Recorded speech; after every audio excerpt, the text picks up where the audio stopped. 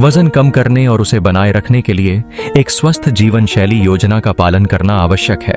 इस योजना का पहला कदम है अपनी खाने की आदतों में सुधार करना। पौष्टिक और संतुलित आहार का चयन करें, जिसमें ताजे फल, सब्जियां, साबुत अनाज और प्रोटीन शामिल हों।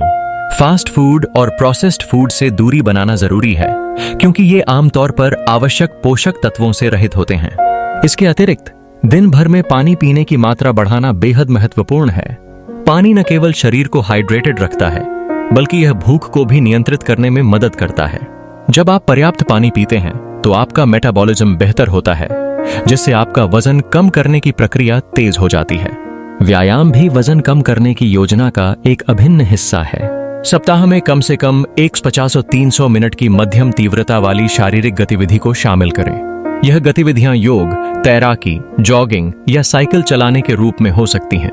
व्यायाम करने से आपको कैलोरी जलाने में मदद मिलती है और तनाव कम करने में भी सहायता मिलती है। एक महत्वपूर्ण बात यह है कि मानसिक स्वास्थ्य का ध्यान रखना भी आवश्यक है। ध्यान और योग के माध्यम से मानसिक शांति प्राप्त करें, जिससे आप अपने लक्ष्यों की ओर अधिक केंद्रित रह सकें। यह ध्यान रखना जरूरी है कि वजन घटाने की यात्रा में धैर्य और स्थिरता होना बहुत आवश्यक है।